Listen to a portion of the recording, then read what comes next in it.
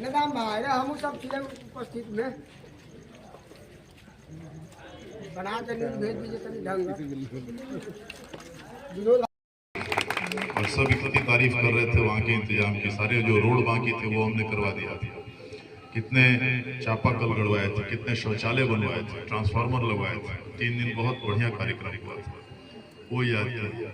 उसके बाद याद कीजिए कि उससे 2-4 साल पहले क्या हुआ था। वहाँ फसाद हो गए थे मदरसा, कन्वा मदरसा, याद होगा। तो यहाँ पर एसपी थे पंकज सिन्हा साहब, जो अभी हाल में आईजी के पोस्ट पर से रिटायर किए मुजफ्फरपुर में, वही उस समय यहाँ एसपी थे। और दंगा फसाद हुआ, पत्थरबाजी हुई। वहाँ पर डीआईजी थे गुप्तेश्वर पांडे, वो आए। एक महिला थी यहाँ कलेक्टर, वो आई। मैं थोड़ा काफी बड़ा कोई हताहत नहीं हुआ, कोई मौत नहीं हुई। वहाँ प्रशासन के द्वारा इस तरह की माहौल हो गई थी।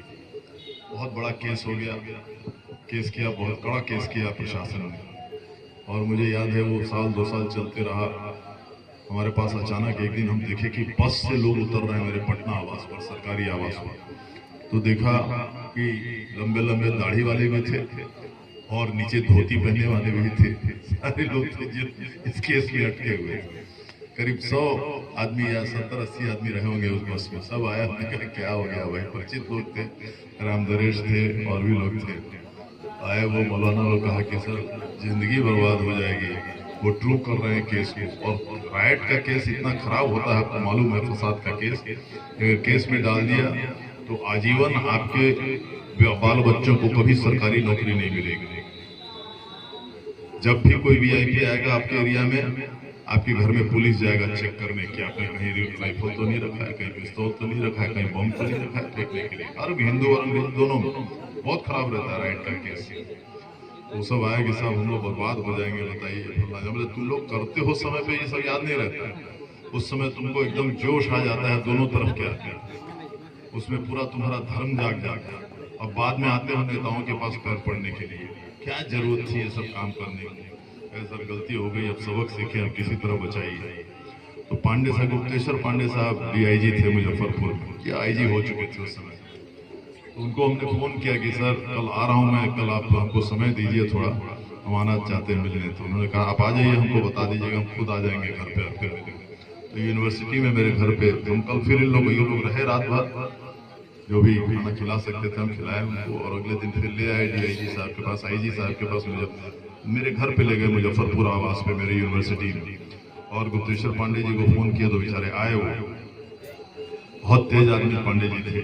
जहां उन्होंने देखा कि दाढ़ी और धोती साथ में है, वो भी हम समझ गए कि आप किस चीज के लिए हमको बुलाए। तो हमने कहा सर अब बकसिए बेचारे लोग को। कहा ये बकसने वाला काम नहीं किए थे देवेश जी, ये लोग बहुत बदमाशी किए थे। मैं गाड़ी में था, ऊपर से पत्थर फेंक रहे हैं, कहीं वहां पर हिंदू वाले वहां से लाठी चला रहे हैं। हम ही लोग जानते हैं, हम किसी तरह रोके लोगों को फायरिंग नहीं करने दिए, नहीं तो फायरिंग अगर हम कर देते तो जायज होता। ये परिस्थिति थी। तो हमने कहा चलिए कुछ ना कुछ उपाय लगाइए। तो कहे कि अब आप बोल रहे हैं तो क्या करें। और मैं कोई सभापति नहीं था, मैं खाली एमएलसी था उस समय, लेकिन उनसे रिश्ते अच्छे थे। तो बेचारे वो फोन किए एसपी साहब पंकज सिन्हा, तो वो कहे कि सर क्या बात कर रहे हैं, जान हम लोग की चली जाती है और अब कह रहे हैं लोग को बकस दे, छोड़ दे। फिर उन्होंने कहा चलो हम बोल रहे हैं ना, तो इस तरह से। और कहे कि तुमसे नहीं होता, तुमको डर लगता है, तुम नहीं कर सकते हो, तो फाइल मेरे यहाँ भेज देना, हम कर देंगे, उसके लिए घबराओ मत। तो उन्होंने कहा नहीं सर आप कह रहे हैं तो हम ये कर देते हैं, खाली आप अनुमोदन कर दीजिए।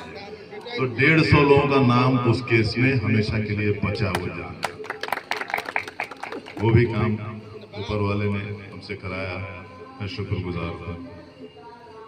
तो वो भी कराया। कन्वा मदरसा का काम आपको बता दिया मैंने। कहते हैं कि माई समीकरण का वोट सामने है हमारे। तो ये काम अगर किसी ने कराया हो, माई समीकरण वाले, तो मुझे बता दें किसी ने अगर कराया हो तो। वैसे ही काम आपके यहाँ तो 11 करोड़ लाए तपस्वी नारायण दास जी 2 साल पहले। बघी मठ है रीगा में, वहाँ बहुत बड़े संत थे तपस्वी नारायण दास जी, उनका भी 100 साला जश्न था और उसमें 20 करोड़ रुपए लाया। वहाँ ज्यादा खर्चे की जरूरत थी। उसमें 7-8 दिन के अंदर करीबन 20 लाख आदमी आने वाले थे और आए, 20 लाख से ज्यादा लोग आए। और उसमें 5-6 रोड बनाने थे बड़े बड़े, 100 के करीब शौचालय बनवाने थे, 25 ट्रांसफार्मर, सारा चीज का इंतजाम। और सारे थक गए, उनके अपने समाज के सारे नेता लोग थक गए कोशिश करते करते, किसी से कुछ नहीं हुआ।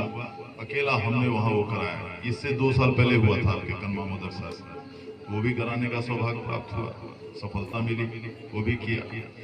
आज मैं पूछता हूँ उनके समाज के लोगों को, बताओ तुम लोग समय पर आ जाते हो और याद आ जाता है सबको कि साहब हमारा जात, हमारा जात, हमारा जात, वो काम क्यों नहीं करा सका तुम्हारा जात? बहुत नेता थे, बहुत विधायक थे, तो समय पर भूल जाते हैं। वो कराया। आखिरी में एक काम बता दूं आपको, मैं जस्ट विधायक बना था पहली बार, और पेपर में आया कि परसों रात में, नहीं किसी ने फोन किया, किसी ने बताया कि हम अंदौली, एक जगह है परिहार से ही पहले, इधर जाने से पहले अंदौली मेन रोड पर के बगल के घर में डकैती हो रही थी, और मौलाना जी थे, बहुत बेचारे गरीब मौलाना थे उनकी, और कोई बहुत ये नहीं थे, उम्र दराज नहीं थे, 40-45 साल के होंगे, और वो निकले बाहर कि क्या हल्ला हो रहा है, क्या हल्ला हो रहा है। वो सोचे कि क्या हो गया, उन्हें मालूम था उनको डकैती हो रही, और किसी डकैत के मुंह चेहरे पर ही वो लौट प्रकाश चली गई, रोशनी चली गई, और उसने देख लिया कि ये आदमी तो मुझे देख लिया, डकैत हूँ मैं, देख लिया, तो उसने उनको गोली मार दिया, वहीं पे बेचारे इंतकाल कर गए। वहां के सारे लोग जानते हैं, पता लगा लीजिए, अंदौली मर गए। तो सारे नेता लोग जाते हैं ऐसे समय पुछारी करने के लिए। मैं भी गया, तो लोगों ने बताया इसकी हालत बेचारे की, इसकी बेवा की अब ये है कि 2 बच्चे हैं, और इसको वही मौलाना जो है कहीं पर तकरीर करते थे, कहीं ये पढ़ते थे वगैरह, और लेकिन अब तो इसके पास कुछ है नहीं, कहीं जाने लायक भी नहीं है।